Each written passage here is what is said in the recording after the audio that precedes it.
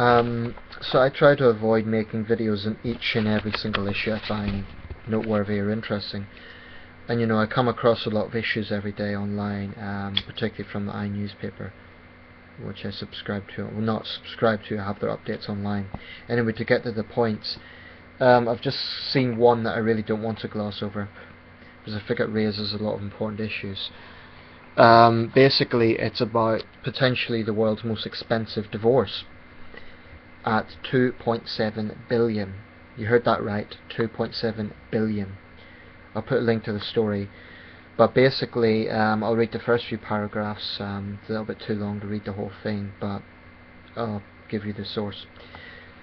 Russian billionaire Dmitry Rybolovlev, I think that's how you pronounce that, has been ordered to pay about 2.7 billion to his ex-wife, 2.7 billion pounds that is in the translation, in what could become the biggest divorce settlement in history. In papers delivered on Monday to both parties, a court in Switzerland said Mr.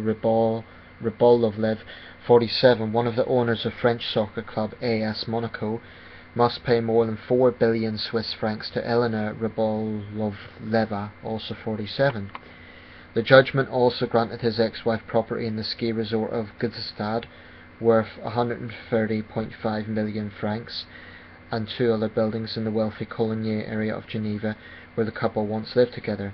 It confirmed her custody of their 13-year-old daughter Anna. The couple also has an adult daughter, Katerina.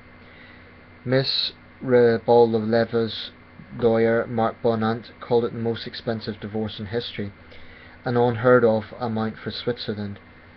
But Mr. Rybolovlev's lawyer, Tatiana Bersheda, said the judgment cash order was likely to be whittled down during the appeal process. There will definitely be a new appellate review, and therefore this judgment is not final given the existence of 2 levels of appeal in Switzerland, she said. And then it goes on. I may as well just read the whole thing, it's not too long. A statement by Mr. Bonan and 2 other lawyers in the case said the record judgment was a complete victory for their client, and that under Swiss law she was entitled to half the fortune he made during their marriage. Most of that fortune was transferred to Cyprus-based funds in Cyprus-based trusts in 2005.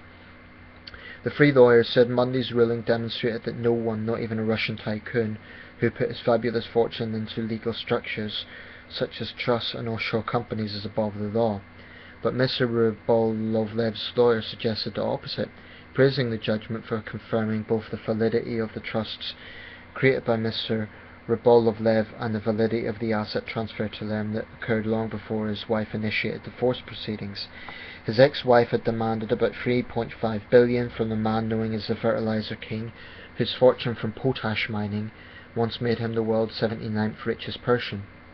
He is now ranked 147th from the Forbes rich list, with an estimated fortune of 5.2 billion. The couple met as university students in Perm, Russia, and married there in 1987. Divorce proceedings began in 2008. Mr. Rybolovlev and his daughter Katerina used money from the trust to buy some of the most expensive properties in the US, including a penthouse apartment at Central Park West in New York and a mansion in Palm Beach, Florida. A lot of legal terms there, legal situation, so it's not that straightforward to him. Not quite sure what the divorce is about, like what the argument is. But what struck me about this, from the outset, I just want to say neither of these people I have any sympathy with. A Russian coal magnate, my question would be, how is the coal miners treated? That would be my first question with him. For either of these people to be seen as a victim is just absurd. But what I find sickening is just the sheer numbers that we're talking about here. I mean, basically what we're talking about is just extreme greed. That's what it comes down to.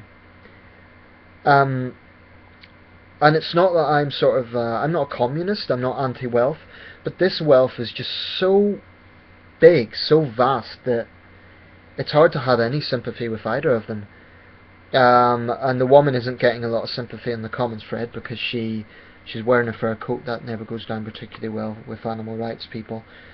But, well, I don't like it either. But they just look like a typical personification of the incredible arrogance of wealth. I mean, without wanting to sound like I'm preaching, that sort of money could be the entire healthcare of an African state. This is... There is one issue, you know, about child custody that comes into the father's rights things I've mentioned before. But that really isn't the main issue of this particular case. What the issue is for me is just the extreme money we're talking about. I mean, I'm not saying they're not legally entitled to do it. Whatever Swiss law is, that's the law. So I'm not talking about it being illegal. Rather, I'm talking about it being a moral issue. That, I mean, for her to want that sort of settlement, it's just greed. Let's not gloss it over any other way. And obviously he's a super rich man, so it's normal that she's going to want a big stake. But I can't really register that sort of mentality. People whose life is dictated by such vast amounts of money. Now maybe I'm being naive here, you know, because I'm not commenting about the particular issues of the divorce, why they're getting divorced. I don't see any sinister reasons like he's, you know, domestic violence or anything like that. I don't see any.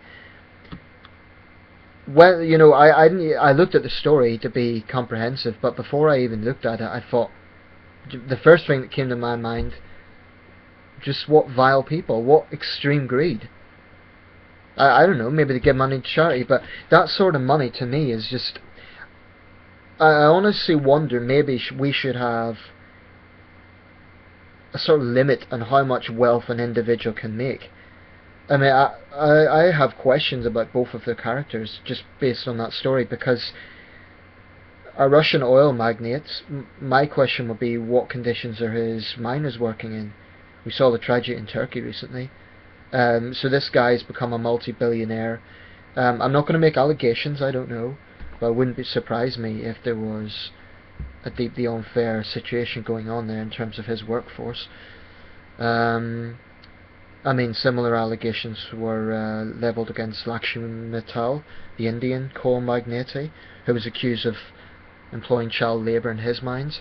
I'm not making allegations here, I'm just saying that that can sometimes be an issue.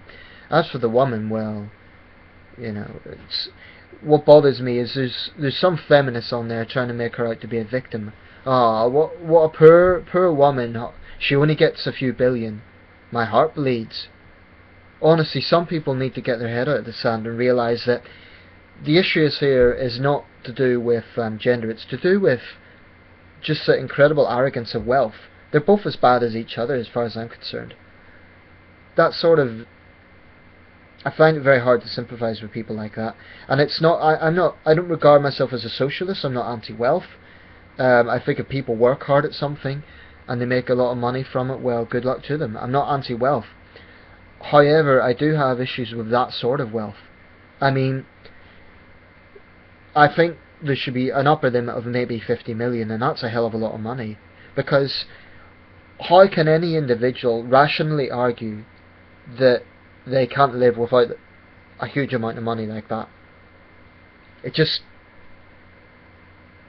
I mean, what she would argue is, because of his vast wealth, I'm entitled to part of it, because I've been dedicated to him for 20 years or whatever. But the sort of numbers that we're talking about there is just... I mean, for those of us mere peasants down on earth who will never see that sort of money in a million years, it's really hard to have any sympathy whatsoever. Really.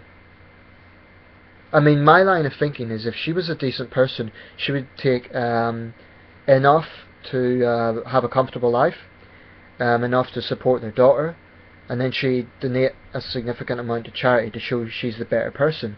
But what I would say is it's just greed. And before feminists attack me for being biased against her, I'm just as critical of him. This is a man who's probably made his fortune out of exploitation. Probably. I'm not saying definitely. So, whatever. Let me know your thoughts on that. But to me, this just shows just how out of control neo-capitalism has become.